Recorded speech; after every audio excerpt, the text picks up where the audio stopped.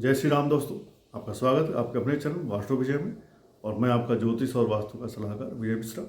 आज हम बात करने वाले हैं दिसंबर महीने में गुरुदेव बृहस्पति वक्री से मार्गी हो रहे हैं और साथ ही सूर्य देवता 16 दिसंबर से गुरुदेव बृहस्पति की धनु राशि में संचरण करने वाले हैं। तो इससे होगा क्या, 4 सितंबर से 31 दिसंबर तक गुरुदेव बृहस्पति वक्री थे। तो दिसंबर 2023 के जाते जाते गुरुदेव बृहस्पति वक्री से मार्गी हो जा रहे हैं। तो अब ये सीधा स्ट्रेट हो जाएंगे। अभी तक जिन लोगों को गुरुदेव बृहस्पति के वक्री होने से थोड़ी बहुत समस्याएं आ रही थी, वो समस्याएं अब खत्म होने जा रही हैं। और पैरेलल में सूर्य महाराज जब 16 दिसंबर से 14 जनवरी तक रहेंगे धनु राशि में, इसके बाद ये जाएंगे मकर राशि में।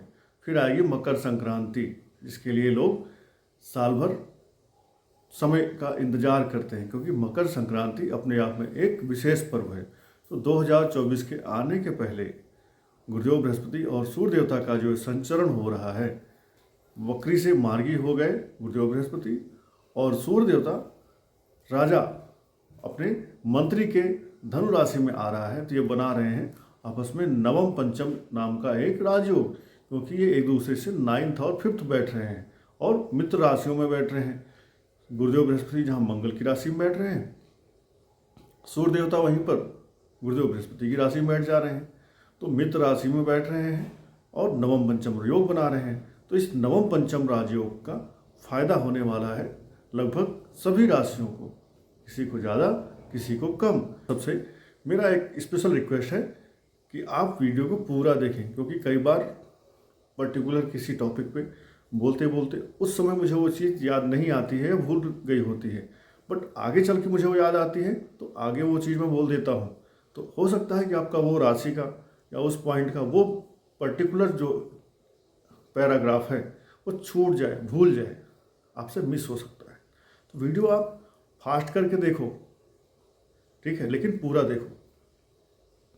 पूरा देखने पर आपको कुछ और भी एक दो बातें जानने को मिलती हैं, इसलिए वीडियो पूरा देखें। और मेरा एक आप सबसे विनम्र निवेदन कि वीडियो को लाइक करें, अच्छा लगा कुछ कमेंट करें और अपने दोस्तों को भी ये वीडियो शेयर करें, रिश्तेदारों में भी ये वीडियो शेयर करें, जिससे उनको भी ये काम की बातें, राशिफल की बातें पता चलें, उनके भी पता चले कि वो अपने जीवन में क्या कर सकते हैं, क्या उनको होने वाला है, कैसे अपने को बचाव करें, कैसे अपनी समय को एंजॉय करें।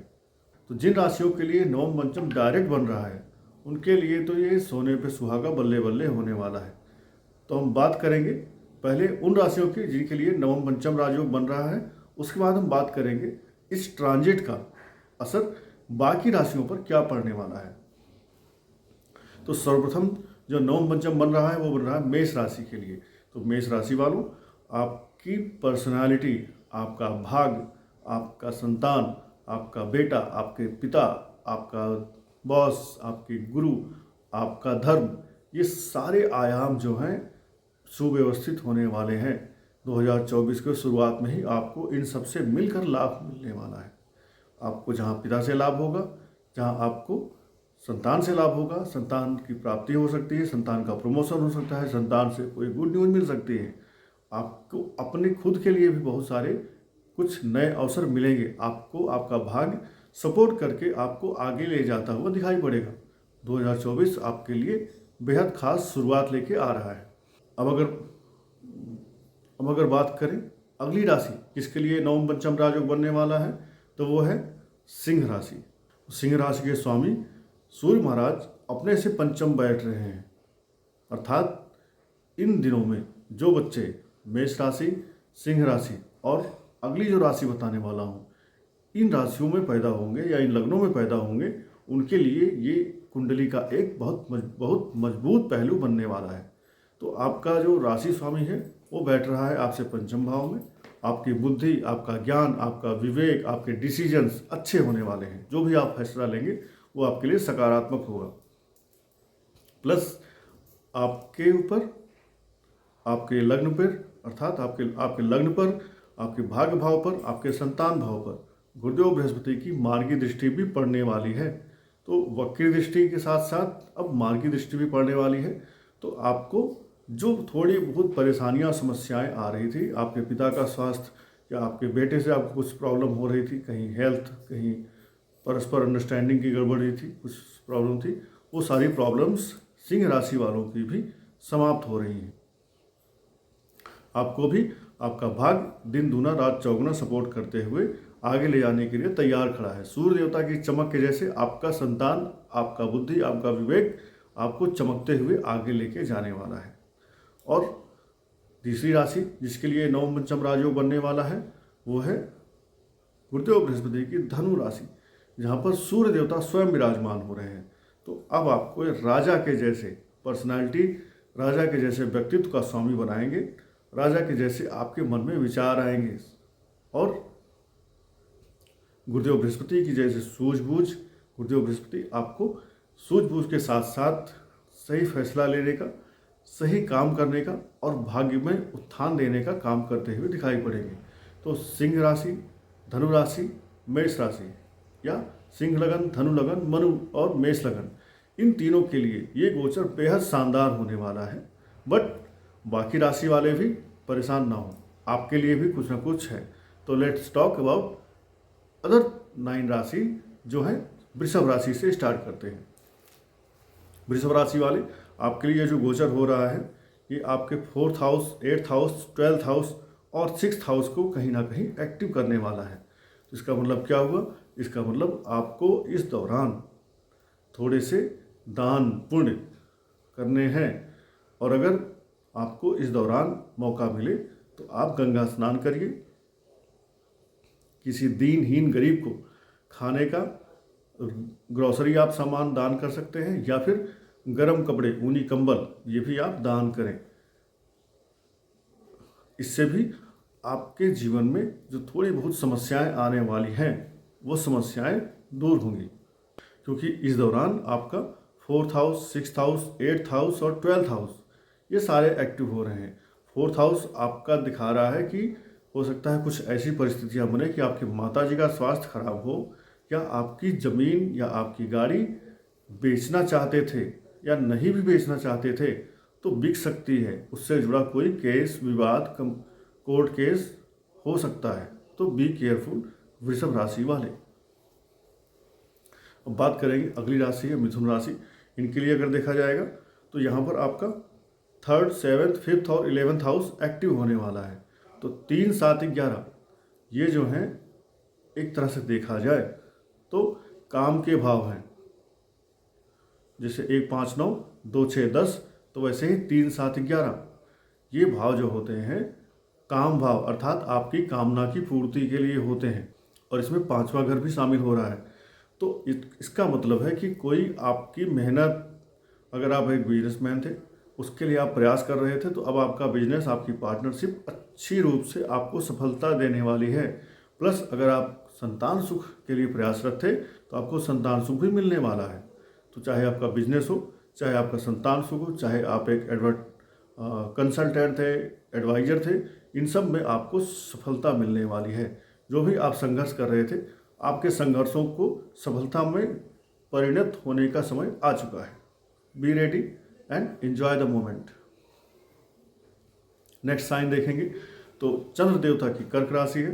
कर्क राशि के लिए आपका जो एक्टिव हो रहा है हाउस वो है 2, 4, 10 और 6, ये 4 घर एक्टिव होंगे। तो इसका मतलब है आप पैसा भी कमाएंगे, सुख सुविधाओं में अपना समय बिताएंगे। आपके कार्य क्षेत्र से या आपकी जॉब से जो भी आप करते हैं वहाँ से आपको जीवन में धन आने के चांसेस बन रहे हैं। आपको सरकार से भी कुछ संपत्ति, कुछ प्रॉपर्टी, कुछ पैसे मिल सकते हैं। सरकार से जुड़ा कोई टेंडर मिल सकता है। सरकार से जुड़ी हुई कोई सर्विसेज अगर आप दे रहे हैं तो उसमें भी आपको ढेर सारा लाभ होने का चांस बन रहा है। अब बात करेंगे कन्या राशि की।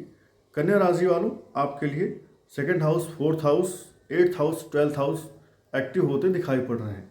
इट मीन्स आपका पैसा खर्च होने जा रहा है। कहाँ खर्च होगा?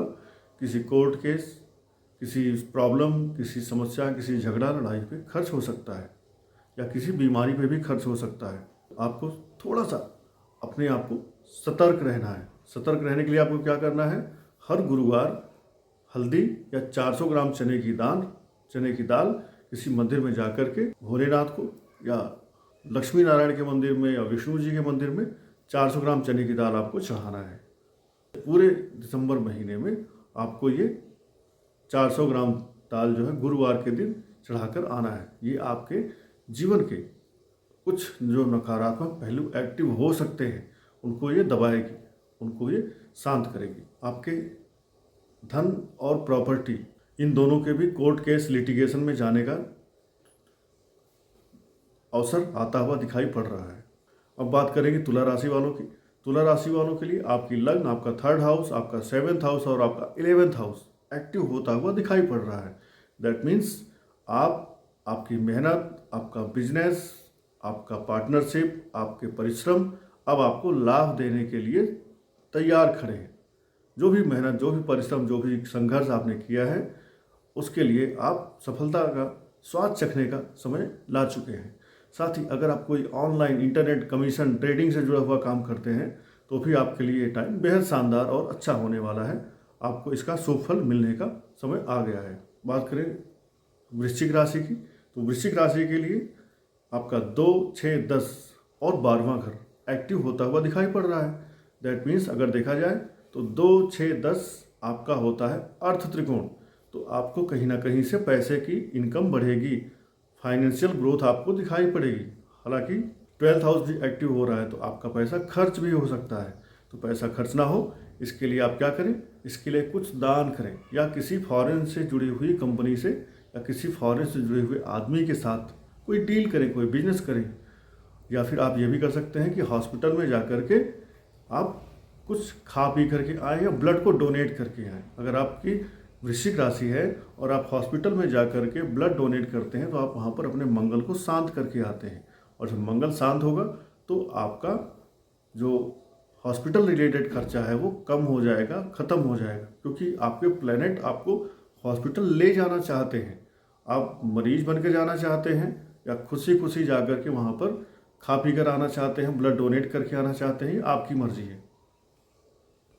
आप खुद जा कर के वहाँ पर हो के आ जाएंगे तो आपका प्लैनेट भी खुश, आप भी खुश, और आपने क्योंकि ब्लड डोनेट किया तो आपको पुण्य की प्राप्ति होगी। अब बात करें अगर शनिदेव की मकर राशि के लिए, तो मकर राशि के लिए 4th, 8th, 12th हाउस और 10th हाउस एक्टिव होता हुआ दिखाई पड़ रहा है। दैट मीन्स आपको भी आपके वर्क प्लेस पे सतर्क रहना है।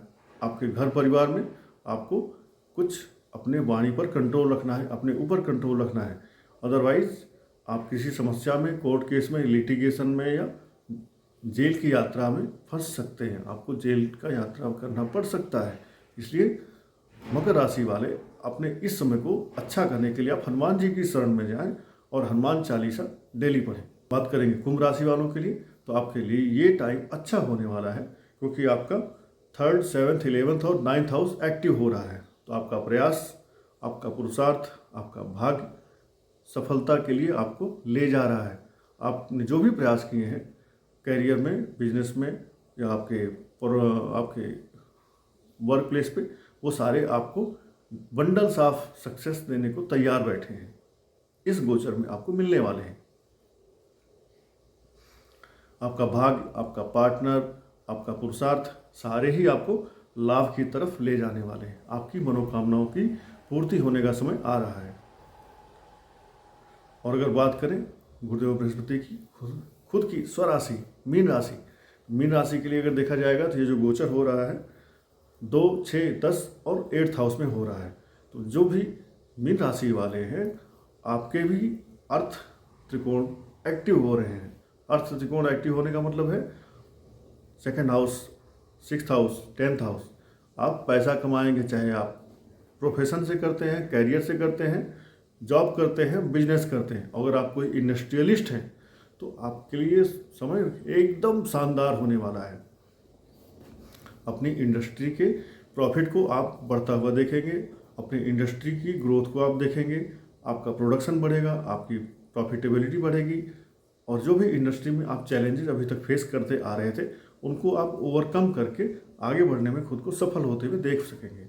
तो ये जो गोचर हो रहा है अगर आप देखेंगे तो किसी के अर्थ त्रिकोण को एक्टिव कर रहा है, किसी के धर्म त्रिकोण को एक्टिव कर रहा है, किसी के मोक्ष त्रिकोण को एक्टिव कर रहा है और किसी के काम त्रिकोण को एक्टिव कर रहा है। जिन लोगों का मोक्ष त्रिकोण एक्टिव हुआ है अर्थात 4, 8, 12, उन्हें मेरी सलाह है कि आप इस दौरान थोड़े से स्पिरिचुअल बने, थोड़े से नॉन वेज खाने पे कंट्रोल करें, झूठ बोलने पे कंट्रोल करें, कोई गलत काम करने पे कंट्रोल करें, जिससे आपका मोक्ष त्रिकोण आपको इशारा दे रहा है कि आप इस दौरान कुछ अच्छे काम करिए। और जिन लोगों का काम त्रिकोण एक्टिव हो रहा है उनको अपने कामनाओं की पूर्ति का समय आता हुआ दिखाई पड़ रहा है। आपका कामना पूर्ति होगी, आप जो भी सोच रहे थे हिडन डिजायर से वो पूरे होते हुए दिखाई पड़ रहे हैं, तो आपके लिए भी अच्छा है। जिनका 1, 5, 9 एक्टिव हो रहा है, उनका धर्म त्रिकोण एक्टिव हो रहा है, वो लोग भी थोड़ा सा पूजा पाठ करेंगे, उनका भाग्य भाव और बूम बूम करके उनको सपोर्ट करता हुआ दिखाई पड़ेगा। तो ओवरऑल ये टाइम सभी के लिए अच्छा होने वाला है। जिनके लिए ये टाइम रिजल्ट ओरिएंटेड है, अच्छा रिजल्ट दे रहा है, वो इस रिजल्ट को एंजॉय करेंगे। और जिनके लिए ये टाइम थोड़ा सा टफ होने वाला है, उनसे मेरी रिक्वेस्ट है कि आप इस टाइम में अपने आप को धार्मिक सात्विक बनाएं और थोड़ा सा अपने आप को ईश्वर की तरफ लेके जाएं। जो भी धर्म आप मानते हैं, जिसमें भी आपका विश्वास है, आप उनकी तरफ नतमस्तक हों और उनकी शरणों में जाएं और उनको बोलें, तेरा तुझको अर्पण क्या लागे मेरा। हे प्रभु, जो कुछ मुझे दिया है आपने ही दिया है, आगे भी जो कुछ दोगे आप ही दोगे, और जो कुछ मैं कर रहा हूँ आपके ही दिशा निर्देश पे कर रहा हूँ, इसलिए आपकी इच्छा है, आप मुझे तारो या मारो। तो प्रभु, मैं आपकी शरण में हूँ, मेरी रक्षा करें, मेरी सुरक्षा करें और मुझे आगे का मार्गदर्शन करें, जिससे मेरा जीवन सफल हो सके। तो इस कामना के साथ इस वीडियो को यहाँ पर समाप्त करते हैं। धन्यवाद। जय श्री राम। हर हर महादेव।